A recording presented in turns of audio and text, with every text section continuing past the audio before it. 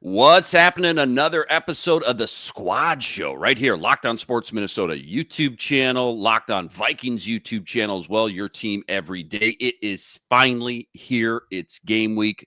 Vikings Texans, US Bank Stadium this Saturday, 3 p.m. We'll talk about all that, what we're looking forward to. Plenty more on the docket as well. It's that time of year, guys, where we have to. I think we're legally obligated to overreact to the first depth chart of the 2025 campaign as well. Jordan Addison, 3-game suspension. That's official. We'll touch on that, of course. It's Thursday as well. That means Ron Johnson from the Ron Johnson Show. He's going to be stopping by as well. All that and more. Remember, you can always find all our episodes right here on the Locked On Sports Minnesota Network and on audio wherever you find your podcast. Give us a like.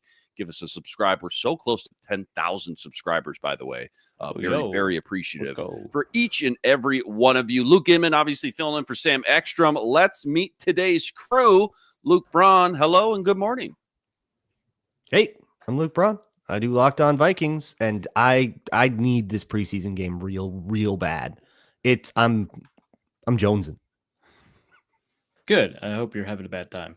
Hey, this is Arif Hasan with the Wide Left Substack, and I'm just back to report that buying like 64 Pop-Tarts accidentally was one of the greatest mistakes I've ever made. Where'd you go? Was that a s'mores? It was a s'mores. It was 64 s'mores Pop-Tarts. I thought I was buying 16 on Amazon, and it was $20. And I was like, that's a tiny bit expensive for 16 of them. And then 64, I got 64. $20 for 64 s'mores Pop-Tarts. Yeah, that's incredible deal. Yeah. You lifted the box. It was like a ton of bricks. You're like 16. Yeah. Wow, no, they're like really packing those s'mores pretty tight now. Okay. Yeah. Are you a cold or warm guy? You're not a cold guy, are you? Especially with the s'mores. No, not warm. These are freshly toasted right before the show. Oh, well played. Let's start with the Jordan Addison news. No surprises, obviously. Roger Goodell hands out that 3-game suspension, exactly what we all kind of suspected. And too, we've talked about this. KOC, the entire building, the coaching staff, the players, they've probably all been prepping for this for a while now. So they've got a game plan for what they want things to look like with him out of the lineup. We know that. I can't help but think about what it's all going to look like. My mind goes to the beginning of last year in New York.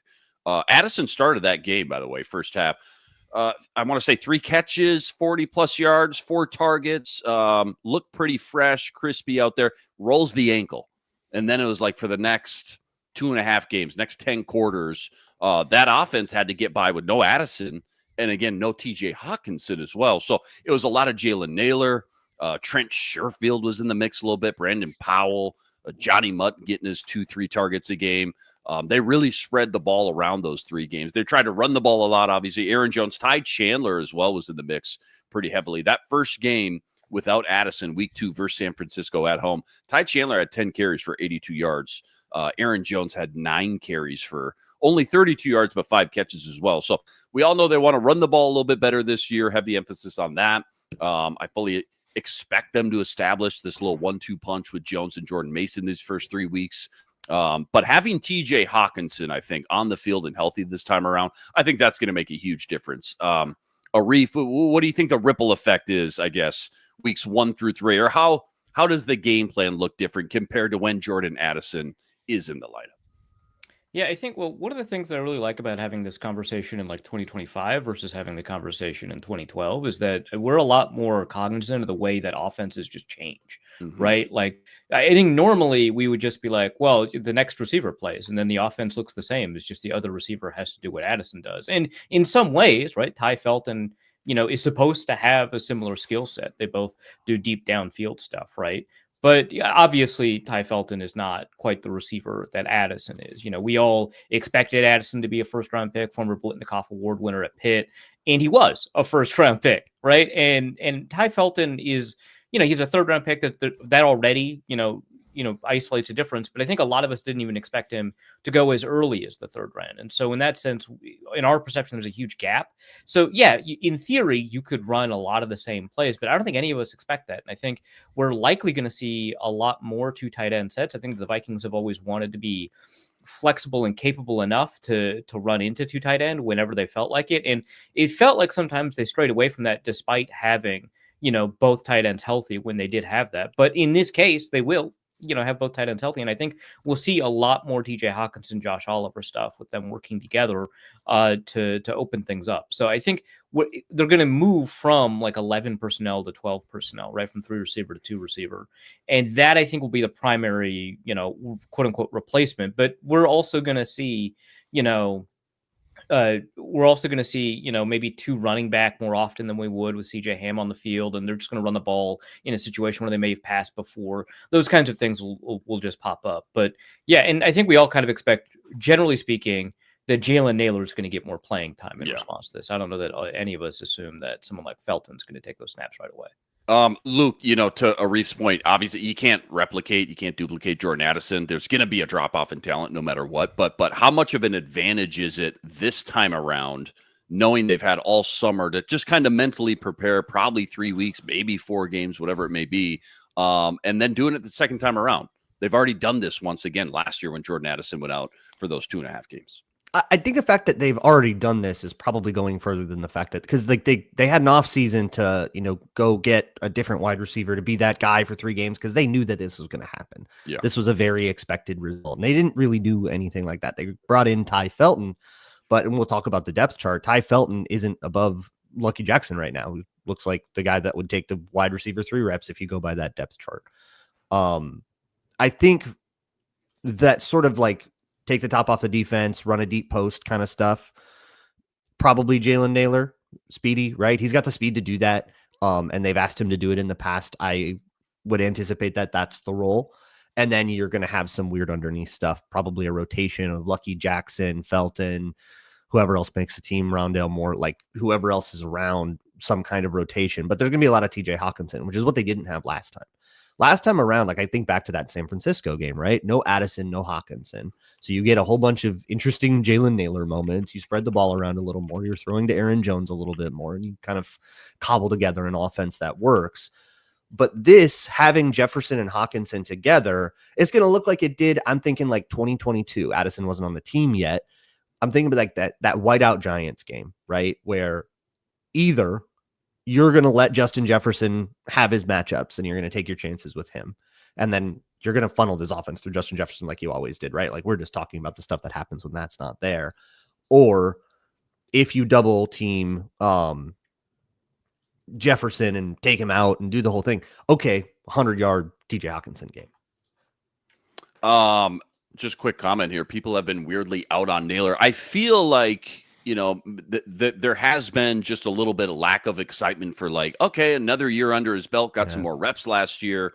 Is it just because? Yeah, is it just because like we just kind of know where he's capped? Like he's never going to be a starting number 2 boundary kind of guy. But as we've seen in the NFL now, yeah, I think it's the drops.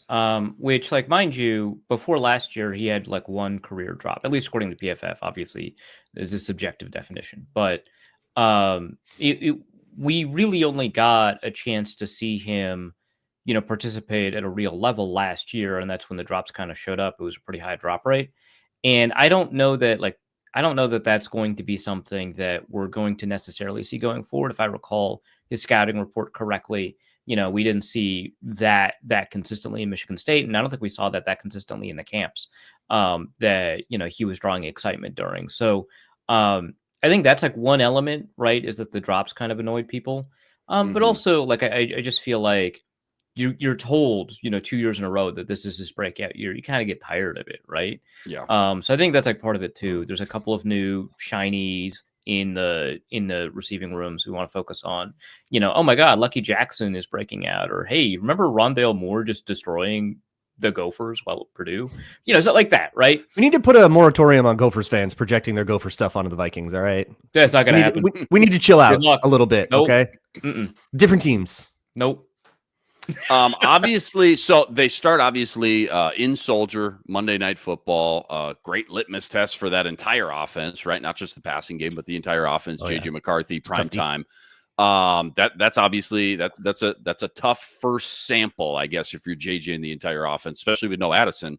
But then it's back home for the next 2 with Atlanta and then Cincinnati, which, anything can happen year to year after a full offseason. We know that in the NFL, but both those defenses last year were like bottom of the barrel. So it's not like you're figuring out how to make it all work against the 85 Bears or anything either. So during those 3 games, yes, you got Soldier on the road. That's going to be tough. But again, coming back home with Cincy and then Atlanta as well, 2 pretty soft defenses, I guess, in the grand scheme of things. Speaking of the 85 Bears, good segue here. All we've heard about this camp, how dominant this defense has been, right? Flores shows up 3 years ago now, I should say, flips a switch. They go from, I want to say 26th or 27th in DVOA to second in both 2023 and 2024. Obviously, there's questions here. Theo Jackson starting out, the cornerback room. What's all that look like? How's it shake out? But if everything does click, the additions with Jonathan Allen and Javon Hargraves up front, does this defense, I guess, have the potential, or what are the chances maybe that we could be looking at a one of these generational type of defensive seasons, a la even like 2017 Mike Zimmer, 2015 Broncos, etc. Like, is the foundation in place? Are the pieces lined up? I mean, from the perspective of like, is this more likely than like a typical defense? Yeah, for sure. I think it's going to be a good defense. It's always difficult to predict like when a generational defense is going to occur. And strangely, or I guess not that strangely, but like very rarely do we see those defenses persist, right? Like the 2017 Vikings defense. Kind of famously, yeah. Yeah, right. The 2017 Vikings defense, I would argue, is a generational defense. They had the best third down rate in the history of the league, going back to when we could track third down rates, right? They were outstanding. And then, 2018, they were good, but they weren't generational, right? The Broncos in 2015, you just mentioned them. They weren't generational in 2016 as a defense. They fell off in some, not, I'm going to say dramatic ways. I think the closest we have to sustaining itself is the Seattle Seahawks. They had about as good of a defense in 2014 as they did in 2013, but the 2013 one gets the press. Actually, also, the 86 Chicago Bears defense was better than the 85 one, but the 85 one won the Super Bowl, right? So that's the one that we talk about. So I think the notable ones are the ones that were predictable and were predicted, right? We're the ones that were also the league leader the next year. That doesn't happen very often. So it's always going to be difficult to predict. But the Vikings are in a spot more than most, right? More than I think a lot of other even good defenses from last year to have that within them. And I think that, there's a piece published by Ted Wynn, Alec Lewis at The Athletic. I feel like Alec he should pay me for how often I promote him. But and no, he should just pay me in general, actually. Just in general. And Pop-Tarts, Uncrustables, whatever. Yeah, maybe. Uncrustables, Pop-Tarts, I'm open. 5-hour energies. Yeah, for sure, right? Transfusions, 230 milligrams of caffeine. Watch out. But I would argue that I have a problem. Sam's watching right now. It's just stay on the rails. Stay on the rails. What we saw from like the piece that they co-produced, and I thought it was really great collaboration because Ted Wynn's really great at breaking down X's and O's and the visuals kind of the process. Up there the are visuals awesome. are fantastic. Yeah. And Alec Lewis was able to kind of take a lot of Wynn's feedback and bring it to Vikings players and have them talk about it and how that defense emerges and evolves and stuff like that. And what's really nice about that is that it gave me actually a little bit more confidence in a real way, more than just like a puff piece, right? The players said that the defense will be good. They explained why the defense has the ability to stay fresh in a way that I've been worried about, right? Because it feels like that defense has been kind of relying a little bit on this gimmick, right? Where they look like they're in man alignment, they engage in front seven type, blitz packages that would suggest man alignment, and then, oh my God, they're in zone. Holy crap, we've really screwed them up. And that worked, right? But at some point, that trick is going to go away. And I think they realize that. They understand that they need to keep things constantly fresh. And sometimes the trick is to not play any tricks at all, right? Just to do what play the defense that you're showing, right? Which is something that Ed Donatel never did. And it was like, well, we know you're rotating to cover too. Come on. They've switched it up. So they have teams guessing so much now that, yes, to your point, like in the article, they talk about now we're at the point where we can just do what we're showing and they don't know anymore. That's how far down the rabbit hole they are at this point. Yeah. So I think that there's a chance, but I would never go out of my way to predict that a defense is going to be a generational defense. Is it more I than... think there's a ceiling on it because of because of what Arif was talking about. I need to see Brian Flores's defense find a way to work when someone's beating the blitz. Like it, Mm-hmm. there are teams out there, many on the Vikings schedule, and especially if you get into the playoffs, you're going to play a bunch of them that know how to beat a blitz, even one that they didn't see coming pre-snap. And when someone is consistently doing that, that's when the Vikings defense falls apart. And you know what generates a ceiling in the NFL isn't like a lack of talent. It's that at a certain point you will have a game. Like it's a lack of consistency. Mm-hmm. That was what generated Kirk Cousins' ceiling. He could put up 450 in a game. That was never the ceiling. It was that you would always have 3 games where he would, you know, fall apart. Yeah. And the defense feels like they are going to have 15 games, especially against younger quarterbacks that can't beat the blitz, where the offense just can't function. You know, we had 2 against the Bears that were like that, game against the Jaguars, Titans. The quarterback just couldn't breathe, Texans, couldn't do anything. It was horrible. CJ Stroud was having nightmares. Yeah. Like famous sideline blowups were happening. It was great. Mm-hmm. And then, you know, there were just a couple teams that could do it right. And if you could beat the blitz like the Rams and the Lions did, you could hang 30 on the team. And the Rams did what, 29 and 30? Those were the 2 scores like that. Yeah. They consistently found a way to do it. And I worry that the Flores defense doesn't have that, like, there's not a good word to say it doesn't, because it does have a lot of flexibility. It does have a lot of multiplicity, but it doesn't have the right kind of flexibility. Until I see that it does, I feel like there's going to be a ceiling that stops them from going from being a good defense to a great one. So when you look back, I mean, 2024 is so far in the rearview mirror now. Obviously, preseason game number 1 versus Texans this Saturday. When you look back at that Lions game and the Rams game, and no wrong answer here, I'm just curious, how much blame, the pie chart, right? Offense, defense.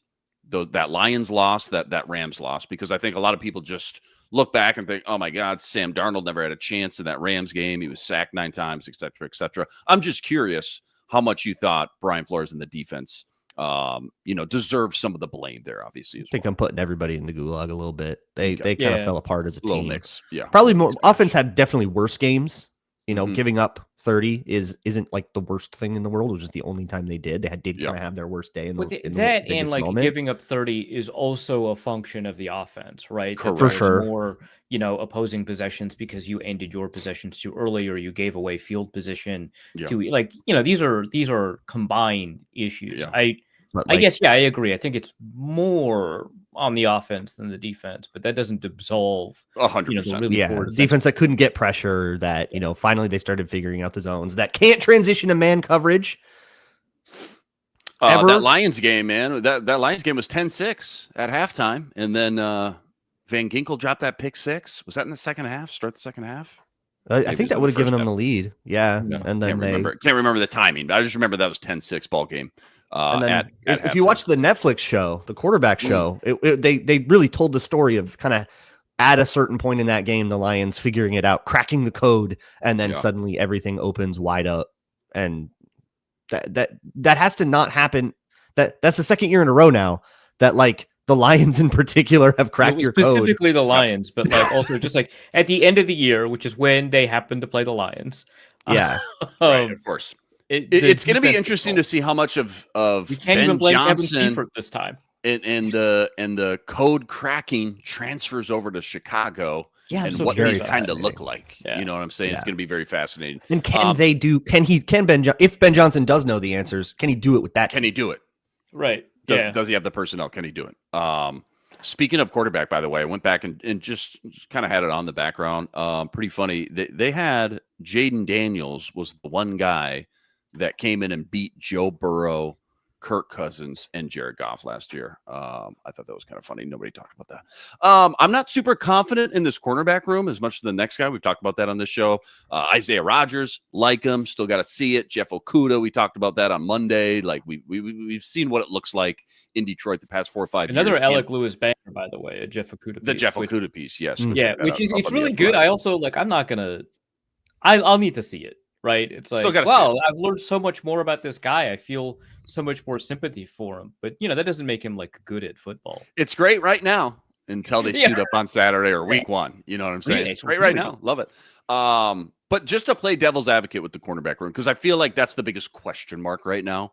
Maybe you combine safety in there with Theo Jackson. But It's not like Shaq Griffin and Stephon Gilmore were like Pro Bowl shutdown cornerbacks either, though, right? Yes, veterans, smart, savvy, so many snaps logged under their belt, dependable, which I think does go a long way in this scheme, especially at corner. But with the additions of Jonathan Allen and Javon Hargraves now, one would think that you're probably looking at more third and longs. You get more versatility, more options, more just talent, more talent schematically for Flores to kind of play with up front on passing downs as well. That should only help the secondary in the back end when a quarterback knows they got to get rid of that ball that half second sooner than they'd like to. Do you think that helps, I guess, mask some of the? Does that make you feel a little bit better, I guess, about the secondary as a whole? Or are you still just kind of, I don't know, man, Jeff Okudah and Isaiah Rodgers, and then what? Mekhi Blackman, who we haven't seen for like a year and a half, almost 2 years. I mean, how scary is this cornerback room, really? Knowing how stout and how talented this front seven should be, how dominant they should be. Let me paint you a picture, Luke. It's week 3. Bengals, no Addison, right? Mm-hmm. Zach Taylor, Joe Burrow. That is the kind of team that can get the ball out quick and beat a blitz. Mm-hmm. That's the kind of team that can find the hole in the zone. Dude, yeah. I'm already marking that down. Take the over. That's going to be like a 42-38 game. You got Jamar Chase. You got T. Higgins. You got real good offense. Beating the zones. They are finding the holes in the zones and they're moving the ball. Do we transition to man? Do we trust these guys to do that? Or do we just keep plugging in the zone and give up 45? Right. I feel like it's the latter, and that tells me the cornerbacks aren't good enough. And every time I say that, YouTube comments get mad at me. But you guys are wrong, so you're gonna have to deal with that one way or another. No, that makes sense. That's all fine. I think that I don't know if I'm ever going to be like very comfortable with the state of that cornerback group. 2 kind of comments here. One, when I was talking, I'd recently written about the Vikings defense at some point. I forget when. Who knows when I write stuff. But one thing that I noted was that, the Vikings had the 4th fastest opponent time to throw, right? And I think a lot of us see that statistic, and I think fairly, right? I'm not saying it's wrong to do it this way. Interpret that as a product of the way that the Vikings organize their pressure, right? The way that they blitz at a 40% clip, the way that they show blitz like 70% of the time. Quarterbacks feel hurried. They want to get rid of the ball really quickly. And that's true. That's historically been true. But one other element of quick time to throw is that someone is open enough very quickly that you have the ability to get rid of the ball, right? Like either or could be the case for diagnosing why a quarterback got rid of the ball quickly. And one of the things that we've kind of learned over the past couple of years is that coverage influences pressure more than pressure influences coverage. That's like one of kind of the elements that we've kind of garnered from this deep analytical, look at football. And it's, that it's not like 100%, pressure is never going to look good if there's no coverage, and coverage is always going to make. That's not always the case, but more often than not, it seems to be that coverage gives you kind of more options in pressure than vice versa. And that is just, I think, a pretty big concern. So that's all there. I also want to add that, we talked a lot about like Isaiah Rodgers and the small sample and how he looked good in the small sample, how I think he had like a bad PFF score in the playoff game, whatever. I thought he looked good, right? But I think it is important to talk about why he didn't get on the field, right? Like, obviously, Darius Slay, James Bradbury early in his career was kind of difficult to get past them. But once that happened, we have to acknowledge that the Philadelphia Eagles went out of their way to draft 2 cornerbacks in a row when he was on the roster. That's meaningful. That means something. They made a choice after having him practice and play for them, for like 3-4 years, to draft 2 cornerbacks in a row. So that's meaningful, right? And they started over him. He couldn't be, and they're playing outstanding, right? It's not, a huge knock that he couldn't outplay them, but the fact that they made the choice to grab cornerbacks, I think, is also telling, right? Like, I think that we can talk all about how Brian Flores had his eye on Isaiah Rodgers and how Jeff Okudah read more about the Vikings defense than Brian Flores read about Jeff Okudah, or what, I don't care, right? Yeah. But these are all cast-offs for a reason. And these are always, areas for concern until they make a real heavy investment like they did with Byron Murphy at the position. A lot of good points there. We got to get Ron Johnson's 2 cents on this. Plenty more deep dive. Let's bring in Gophers Hall of Famer Ron Johnson. That's all coming up right after this. Quick reminder, today's episode brought to us by FanDuel. FanDuel, America's #1 sportsbook and official sportsbook partner of the NFL. Right now, FanDuel is giving you a chance at a huge return, $150 in bonus bets guaranteed when you win your first $5 bet. Why I love FanDuel. When you get the hunch in the middle of the game, you go check out the latest stats, view live play-by-play, and so much more, all on the same page where you place your bets. Again, $150 in bonus bets guaranteed when you win your first $5 bet. Go check it all out over at FanDuel.com. Getting some NFL future action if you dare. Vikings sitting at a juicy plus 2,200 to win the Super Bowl, plus 1,000 to win the NFC Championship as well. It's all sitting up over at FanDuel.com. Again, check it all out over at FanDuel.com and get $150 in bonus bets guaranteed when you win your first $5 wager. FanDuel, America's #1 sportsbook and official sportsbook partner of the NFL. There he is. He's been patiently waiting. He's got the itch. He's ready to go. Gophers Hall of Famer Ron Johnson, host of the Ron Johnson Show each and every Tuesday. Follow him on X at 3RonJohnson. Ron, I don't have clarification on this or confirmation. It sounds like you got a fun little secret game for us. But yeah, what's going on? Just real quick, we were talking about how historic this Vikings defense could be. Do they have the prerequisites, I guess? Do they check the boxes to be a 2017 Vikings, a 2015 Broncos, the Seahawks, Legion of Boom, whatever it may be? What are the chances this Viking unit has the goods to find themselves in one of those categories? Well, I mean, you got to stop the run. So I think that's where it starts off, is stopping the run. And the biggest thing I've noticed about this team is up front, they have the guys. You know, you got Jonathan Allen, Hargrave. You can stop the run. You got Harrison Phillips. You know, you go to the next 4. You got Ivan Pace. You got Blake Cashman. You got Gink, and then you got Grenard. So from a front 7 standpoint, yeah, I think they could be historic. The question is going to be, and you guys brought it up, is when the quarterback gets his hands out, get the ball out of his hands fast, 3 seconds, 2.5 seconds. Is Jeff Okudah, is Isaiah Rodgers, Byron Murphy, we know can get it done. Are those guys in a position to make a play? Is it going to be Nudie? Is it going to be, you know, somebody else that steps up that becomes that 3 DB that we're not thinking about? Can Avery Thomas, you know, crack that top 5, top 6 DB? That's what it comes down to. Because, again, you're going to have your 1s and 2s, your 1 and your number 2, but can your nickel come in? Is it Mekhi Blackman? You know, Mekhi Blackman, if not injured, who knows what he would have been? I think that's the key now, too, is trying to figure out what an injured Mekhi Blackman, you know, coming off injury can really bring to the table. Is it Byron Murphy and Mekhi Blackman, and then Isaiah Rodgers comes in as the 3rd DB, and then Byron Murphy travels? I interviewed Byron Murphy yesterday. We'll air it either today or maybe next Tuesday on my show. But the one thing I asked him, I'm like, Ryan Clark said, you're a DB that can travel, and I'm like, what do you attribute that to? Or how come you don't do it as much? And he said, you know what? I do. He's like, I do want to go in the slot. He said, I do want to. He said, the best receivers on the left, I want to go left. The best receivers on the right, I want to go right. The best receiver motions into the slot, I want to stay with them. He said, I don't want to trade them off. And we know Brian Flores' defense, there's a lot of trade-offs sometimes in some of these motions, but Byron Murphy has kind of said, like, if I get the chance to be a guy that just travels like a Richard Sherman, like a Deion Sanders, where I'm going to take the guy inside, outside, he wants to do it. And I think that's maybe the first step into maybe eliminating some of these switch matchups that teams try to get, where they switch Devontae Smith or Devontae Adams into the slot, or they switch, Amara St. Brown into the slot. You're not getting away from Byron Murphy, and I think that's what he wants out of this defense. So if it works out the way I think it should, I'm not ever going to say Bears, Ravens, Steelers. Those teams, that's untouchable. That's tough to beat. Could you be one of the older, Vikings teams from before? Possibly. I think so.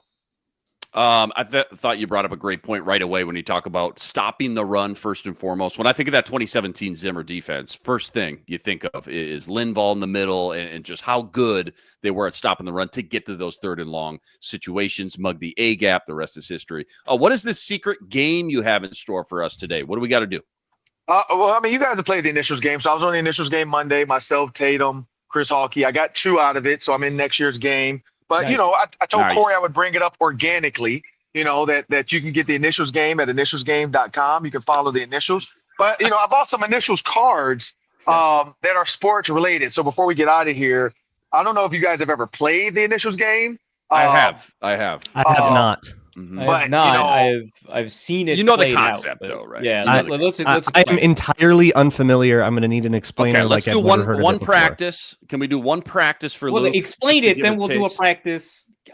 So basically, the initials game is just 2 initials. So the initials I bought were JF and PM. So if I say the initials are JF, it starts off with clue number 1, and then you would say connected to Groot in Guardians of the Galaxy. Okay. So the answer, Luke, has to start with It's a a J. 2-word Two-word- answer. yep, First word J and J, F. second word F. JF, connected to Groot in Guardians of the Galaxy. Clue number 2, Okay. connected to a montage in 1995's Billy Madison.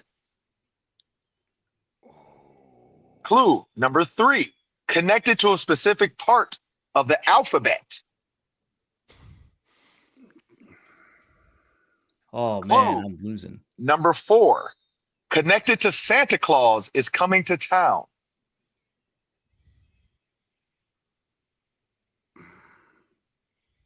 Clue number 5, connected to Indiana. JF. And you're sure we're on JF, not the Yeah, other? yeah, you sure? Yeah, this is JF. Just kidding.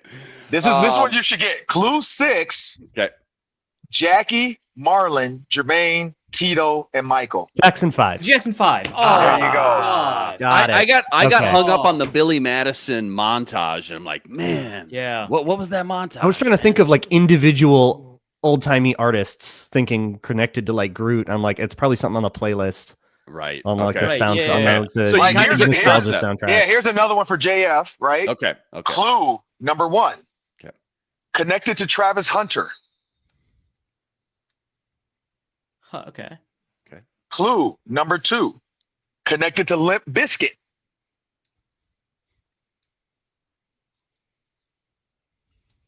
Clue number 3. Appeared in Paul Newman's 1967 film Cool Hand Luke. It's not going to be helpful to me. That Yeah, should Ron, be we're not helpful as old to as me. you. Clue number 5 is named after the 7th president of the United States. Arif's the only guy who knows that. Okay. And clue number 6, connected to Super Bowl XXXIX. So that's 39, Mhm. February 6, 2005. JF. Travis 39. Hunter. See, I get oh stuck God. on one no. clue. Oh God. Yeah, I got No, it's JF, right? So I can't. Yep. Yeah. God. Okay, no. Okay. Where I does think we're Travis out. Hunter play football? Oh, Jacksonville. Yeah, Jacksonville, but Jacksonville what? Florida. What's the Jacksonville, state? Florida. Come on, Exactly. Jacksonville, Florida. What? Oh. We're overthinking it, guys. We're Yeah, I overthinking was it. Jacksonville- overthinking it oh my like God. crazy. See, the pressure's Okay. on. See, we're playing Yeah. this, at the table, You said connected to Travis Hunter, and then you said the Super Bowl at the end of the 2004-2005 season, which made me think of Troy Brown, who was also a two-way player. I was way yeah, overthinking it. Ron, That's- Ron, that's is what it the is game it Okay, this okay. stressful when see. you're on live on KFAN, doing the thing with everybody in It the is tournament? probably until you get the first one. Like I Okay. didn't get one for 6 questions, and I got one at 7, and after that my heart rate was down. So I got Okay. Went on a SM little was run. R, so I got Sleep Mask, and I got I forgot the other one I got, but the one I missed was Senior Moment, which I said Sleepy Mind because it had the same clues. So, but nobody got Senior Moment. So, but yeah, but at the end, right before we go, we can get to that. So that's what the initials game is, though. It's literally just 6 clues. It's an initial, and you can't overthink it. If you overthink it, that's how you screw up. That's But the other one I have is PM. So Okay. that was JF just as a warm up.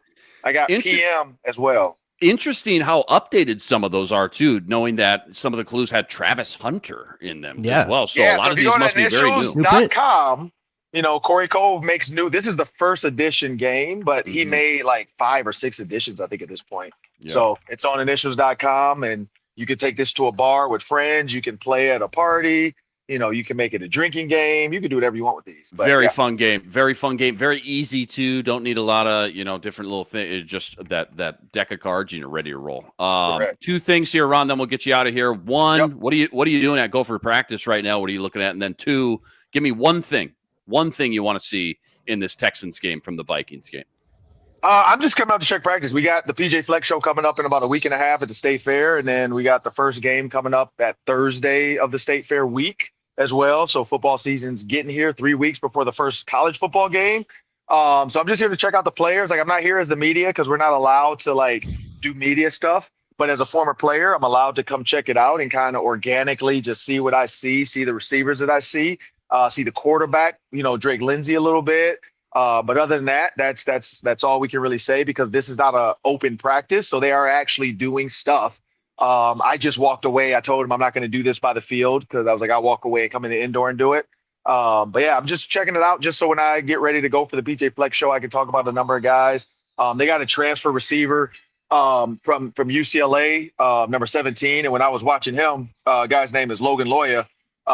He's a legit, like, he's a weapon. Like, his body, he moves well, he can run. And so I just wanted to see him because I met him at the alumni event they had us come back to.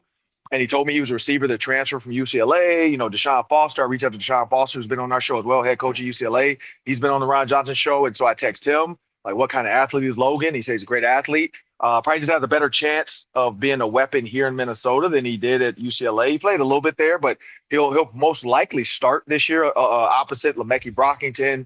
But they have like 6 receivers. Donald Driver, they got the kid from Nebraska. So they got a lot of guys. Malachi Coleman. So they got a lot of guys that are going to play. So I'm just here to check it out just to see what the offensive line, they're new. So the new offensive line, new quarterback, defensive-wise, Coy Parrish. Just see him run some routes, see him play DB, and then get ready for the State Fair. Other than that, Saturday with the Texans, I want to see Daniel Jackson. That was my bold prediction. I want to see Daniel Jackson get 4 catches. Like, that was one of my bold predictions that Daniel Jackson will get 4 catches. I want to see Ariante Ursary. I don't know if Grenard or Gink are going to play, but I know, Dallas Turner will. So Ariante Ursary is going to get a good, dose of like what the NFL is like early. Mm-hmm. And the biggest thing for the Vikings is I want to see Kobe King. Like, I want to see my guy Kobe King, like how he plays it, because Blake Cashman probably goes 2 series. And then Kobe King comes in with Eric Wilson and Brian Asamoah. And so I want to see what Kobe King looks like because we know what the front start guys are. This is more about filling these bubble roles in. So like Zamiah Vaughn, how does he look at corner? How does Nudie look at corner?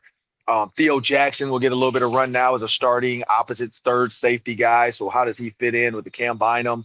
But Byron Murphy did say, he said they're not going to do a preseason, but I was joking about Cam Bynum leaving. And I'm like, man, who's Josh Metellus' right-hand man now with the celebrations? And he was like, man, I got swag that they don't know about. So I think I got to step into that role and help Josh Metellus out with some of these. Oh, but he did. So he did say, though, like he says, he feels like it's going to be like Nudie because him and like Ivan Pace are on TikTok all the time. So they know all the TikTok dances and stuff. So he said he feel like it's going to be those guys that kind of like have the newest dances that all the kids and people know on social media to post on social media when they do a touchdown celebration.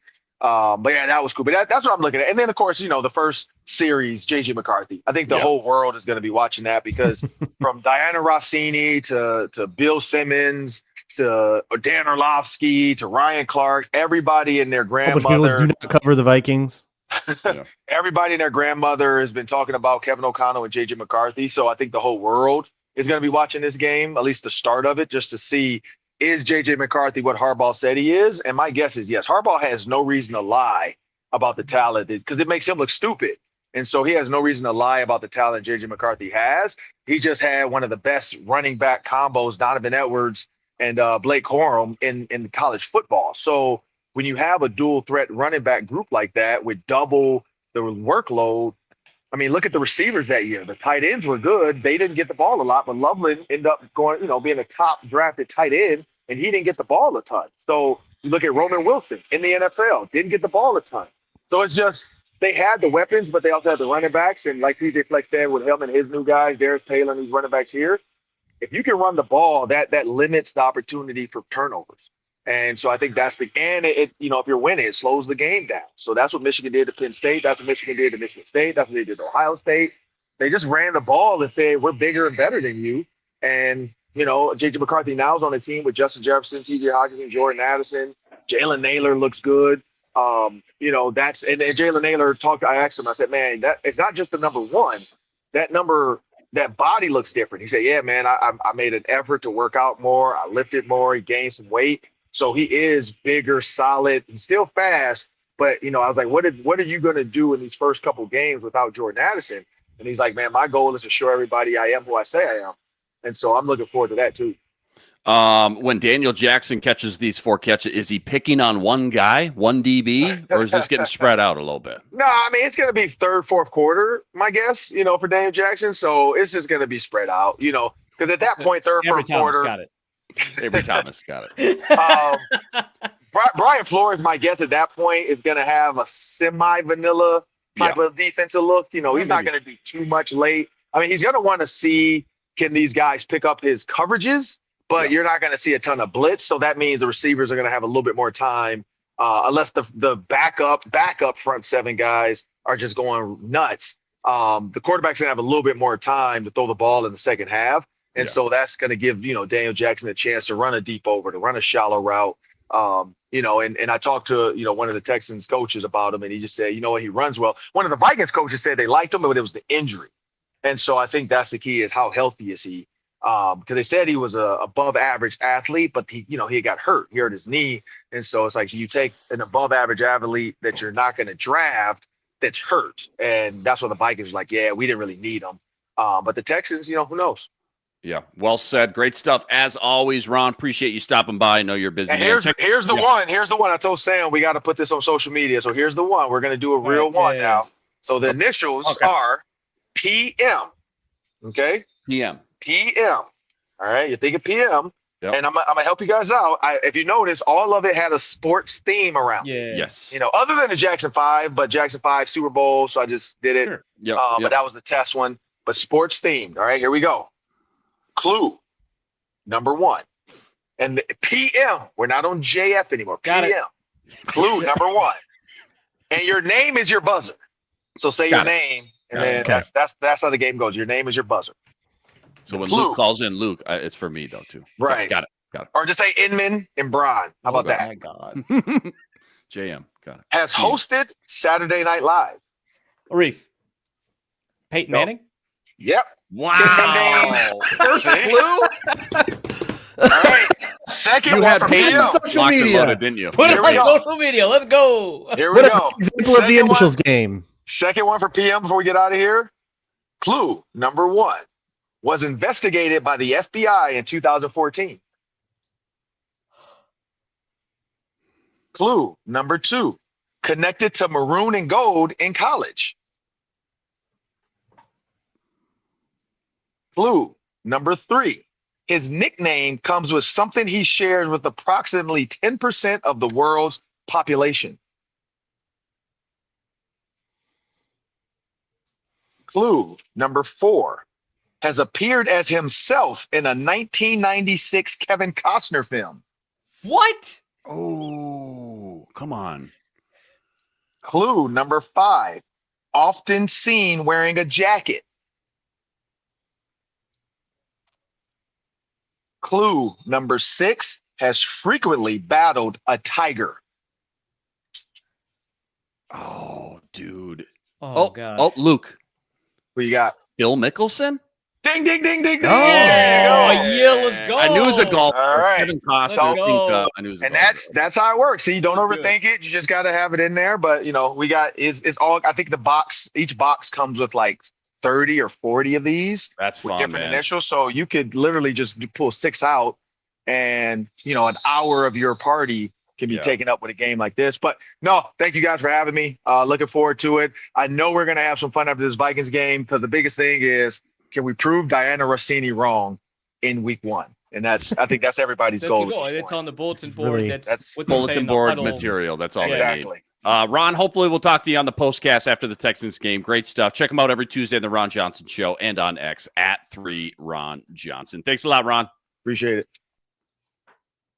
Ron Johnson, ladies and gentlemen. Make sure to give him a I follow always on forget X that at there are other 3 sports, man. That's Ron Johnson. Yeah, I was thinking football players it's that whole tough. time. screwed up. It's so tough. It's harder I was than like Lawrence Maloney. No, that's LM. Right, yeah. I had PS. I was thinking Prime Minister. It's like you try to get a couple Right, just yeah. fucking loaded, Yeah. like maybe. I don't know, PM. What starts the PM? So Fun game, though. Fun game. Good stuff from Ron. Don't go anywhere. Final segment coming up. We're going to overreact to this first official Viking depth chart. That's all coming up right after this. Quick reminder, today's episode also brought to us by Yahoo Fantasy Sports. This year, myself and the entire squad, we're playing on Yahoo Fantasy, and you should too, whether you're a first-timer or you're a veteran making your millionth league out there. To celebrate 28 years of fantasy football greatness, Yahoo Fantasy is dropping 28 big new features over 28 days throughout August. To kick it off, they just dropped Yahoo Fantasy Guillotine Leagues, a killer new way to play fantasy football on Yahoo, where the lowest scoring team gets eliminated each week until there's only one team standing. With the season around the corner, now's the time to get your league together and give this new mode a try. If you're more into the classics, you can still play head-to-head, private leagues, or join a public league as well. Stay tuned for more killer announcements and start playing Yahoo Fantasy Football now at yahoofantasy.com/LockedOnNFL. All right, final segment here. Save the best for last, of course. Preview with the Texans game, but first, just one overreaction. Luke, maybe it sounds like you got a couple.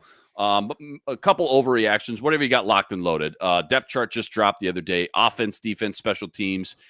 Give me your hottest overreaction, biggest surprise. For me, I mentioned this before we jumped on and hit record.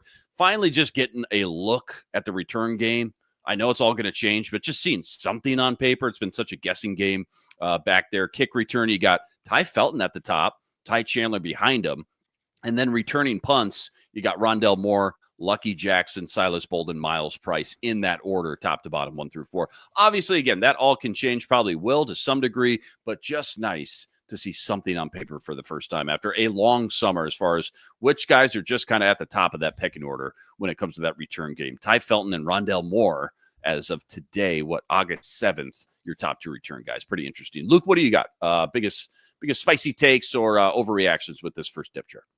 Yeah, there are a couple of, I think, interesting things. I know it's just an unofficial, official, stupid depth chart. I know that it's like not meaningful at all. There's some stuff in here that is just not true, just observably not true, like Zamiah Vaughn being last in the cornerback group. We've seen him with the 2s a lot. We know that that's not true, and I'm pretty sure it's just like a PR person with the Vikings didn't notice that. But there are they're a couple trying to of keep them under wraps a little bit, like we keep a secret. Yeah, love this. To your point, Luke, about the return job, Ty Chandler might be in some trouble. He's not listed below Xavier Scott as a running back yet, but that has been something a lot of people have talked about, a possibility. And the fact that he is no longer the kick returner, if Ty Felton's going to have that job, is a big blow to his roster odds. And then the other one that I'm curious to hear what everybody thinks about, the way they have listed these wide receivers is very interesting. Lucky Jackson on the second team, Lucky Jackson wide receiver 4 on this team, which kind of does match what we've seen in camp. Then on the third team, Ty Felton and Jayshon Jones. Yeah. And then behind Jayshon Jones is very interesting. Yeah. Yeah. Is Miles Price and Rondell Moore. Haven't said Silas Bolden yet. Haven't said Tim Jones yet. Haven't said Thayer Thomas yet, who spent all of Wednesday with the 1s, which now that I think about it, might be one of those like, hey, let's give you one last chance to really show yourself. Otherwise, we're probably done with this experiment. You've been here for 3 years. That whole wide receiver group is fascinating. Yes, very fascinating. Well said. Arif, what's at the just kind of top of the forefront of your mind, I guess, when you scan through this new official depth chart, top to bottom? Well, they did put 2 cornerbacks at safety. I did notice that. Tavir Thomas and Caleb Halasi are both listed as safeties on the depth chart, which I think is nice. I don't know. That's funny to me. I don't know if it's going to help them. Yeah, it's thinner there, so in theory, but no, I think you're right. They're probably not.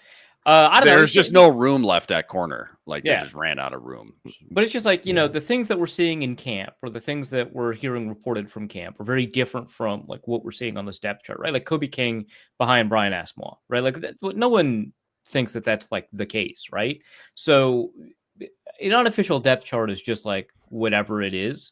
I am more curious about the internal thought process of the 5-minute exercise from the PR person who put this together than I am in trying to like read the tea leaves. Someone who did not put a lot of effort into this. Right. Yeah. But it's like at some point you had to make a decision about whether or not you were going to put Trey Stewart or Xavier Scott last. Right. And I just want to know like how you came to that conclusion. Not a judgment. Right. This is just a part of your job that no one cares about. That's fine. I'm just so curious as to how you come to that conclusion. How does the process work? Right. And it's like, I think you're right in this circumstance, just by happenstance, that Xavier Scott is ahead of Trey Stewart. But being right is not the overriding, decision-making process here. So what was I'm just so curious. What is the process? How's the sausage made here, huh? Yeah. What's going on behind the scenes? Yeah, again, I'll go back to Luke's point. I mean, there is some defensive other ones outside of Kobe King, Brian Asamoah, just Levi Drake, Rodriguez, Jalen Redmond, Tyrion Ingram, Dawkins, kind of a crapshoot. We've been trying to figure out what does that pecking order look like behind the big three. Again, probably a very fluid situation, but I'm with you, Luke. That 4 through 6, man, Lucky Jackson, Ty Felton, Jayshon Jones, with Rondale Moore somewhat buried, Tim Jones absolutely buried. Rondale Moore getting cut is looking more and more possible. It's crazy, and his contract doesn't prohibit it for sure. But also, though, you know, you say that, but also at the same time, he's listed as the number 1 punt returner, though, too. So it's just, I don't know how much these weigh each other. But what if Isaiah Rodgers starts doing that, and Brian Flores loses that battle with Matt Daniels, which is something they have spoken about multiple times on the podium, how they are like fighting over this. Very funny to me. Interesting. It's really funny. Let's get into what really matters, the actual game, preseason, number 1 Saturday. What really matters, a preseason game. I love this part of the offseason, man. Yeah, I can't wait. I just need something to chew on. Just something to chew on. I need some all 22. Let me break down Miles Price. Give me a chance to look at various random Auburn defenders. And I'm not greedy. I don't need a Audie Cole 2-pick-6 game against Jacksonville. No, I just need like a run fit. Just give me something. Yeah, Braun is dying to break down different fair catch techniques from the punt return. The Gunners. Yes. The Gunners. I really am. Yep. Begging JJ for McCarthy. JJ McCarthy scheduled to get some reps. Obviously, we know that. How many? That remains to be seen. What is just one of the top 1 or 2 things you guys are just really curious about? Yeah, go ahead. If McCarthy doesn't throw for a touchdown, I think the season's over, right? Like I think we're toast. Take the under. Right. They're going to start calling the Steelers, see if they can get Aaron Rodgers because they really wanted that seriously very bad. Is this up to this point right now on Saturday? Is this the most important reps, I guess, for JJ McCarthy in his career thus far? These are the most important reps of his life, subsequently followed by every additional rep you'll get. Yeah, every rep is the most important rep of his life. But no, I think that like seeing his command of the offense, something that's like not going to show up maybe in a PFF grade, but like how he communicates with Ryan Kelly, who I assume will play as much as he will. I don't know. Yeah. Maybe he doesn't play at all. But I would want maybe at least one drive where the two of them are on the field together. But how he communicates with the offensive line and sets protections, right? It used to be the case that you'd never blitzed in the preseason. And then out of all people, was it Greg Williams ruined that? But well, that actually tracks spiritually. Yeah. No, it does. It's who he is. But it's also like very funny that like we have these recurring NFL characters. Greg Williams and initial game, NFL norms. GW. Yeah. Log that one. Greg Williams. George Washington? Nah, Greg Williams. No. Someone much more important than that. No. His command of the offense is, whether or not he's getting the ball out on time, stuff like that. Like less. Yeah, that's the one I'm watching. Is like the timing. Like less important to me that the accuracy is 100% there. I want it to be there, right? Less important to me is kind of identifying the exact correct read in all of those situations. Like, you turned down a deep shot that was open because it was man coverage because you thought it was cover 2 and it was cover 1 and they rotated. But like, are you getting rid of the ball in 2.4 seconds because that's where the stems are? That's better. I would rather you do that than wait a little bit longer to make sure you got the right, like stuff like that. So to me, the timing is going to be up there. The footwork's going to be up there. I know Luke Braun is going to be watching how much his back foot swings on deep shots if he ever takes a deep shot. I'll be paying attention to the feet. Yeah, you can guarantee that. You love the feet. Love to watch the feet. Yep. Yeah, and then I just want to see like kind of how the offensive line is gelling together. So that's my primary concern. I of course I want to see stuff like, how's Dallas Turner holding up? Are we going to see, Jeff Okudah in man coverage? Are we going to see him in zone coverage? So what's going to happen? Those are all fine, but I just want to see primarily JJ McCarthy getting rid of the ball out on time and the chemistry and communication he has with the offensive line and how well they do. Do you think an arm strength is only one part of the equation with quarterbacks? Obviously, do you think there is a I don't know, stereotype that JJ McCarthy does not have this quote unquote cannon for an arm? And Luke, I know you watched all the. It's Michigan really film. Stupid.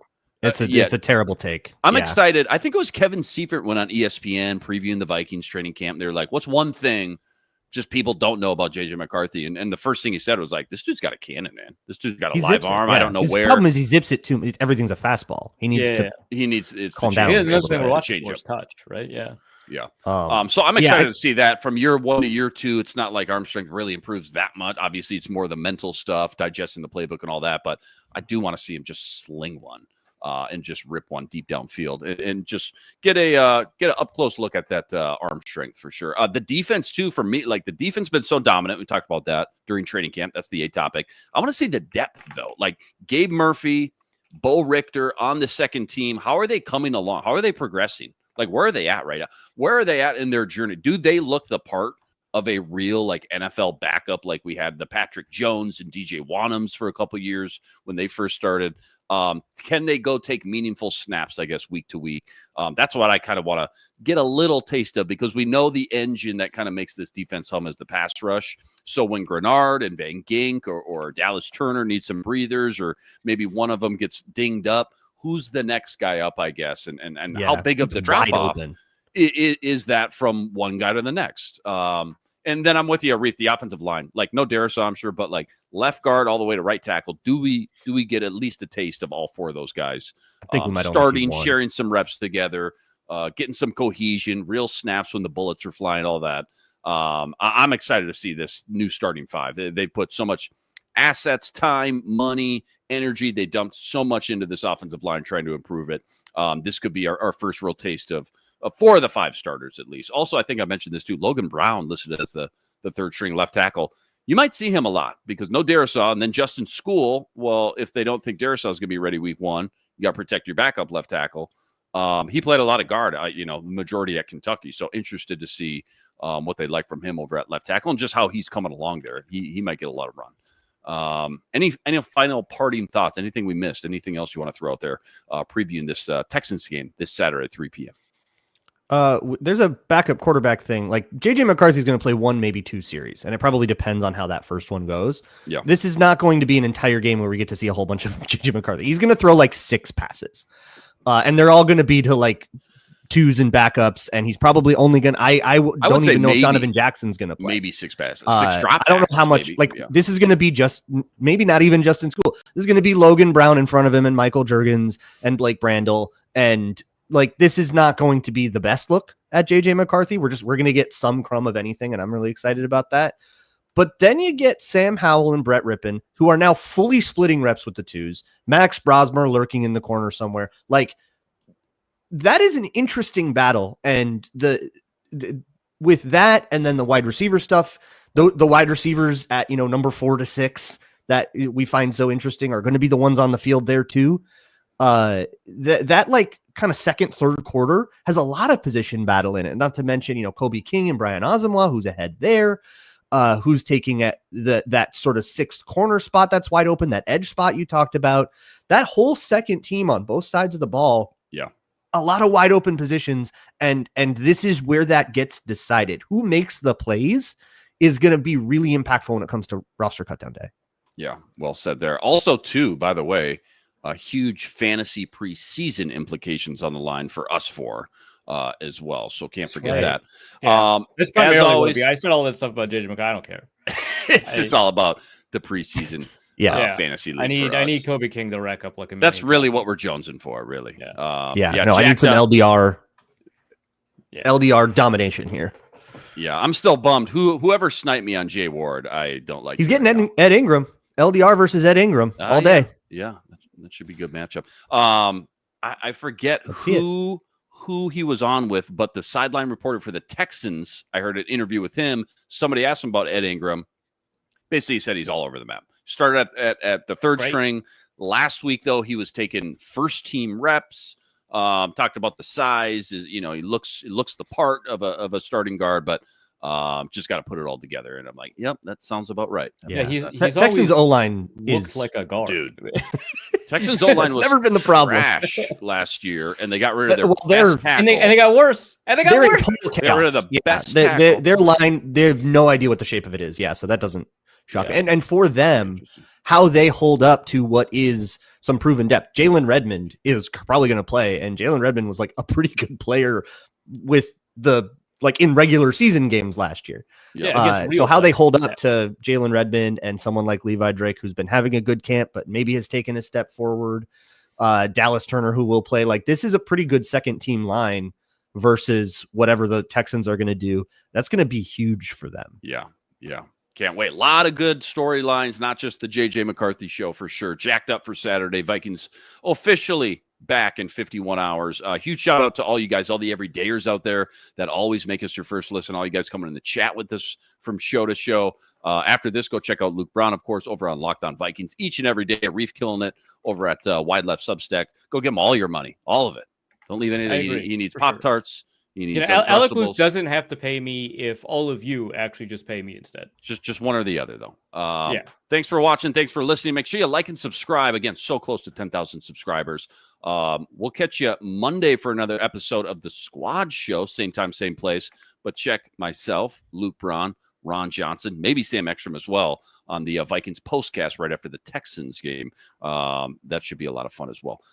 Until then, we're out of here. Signing out.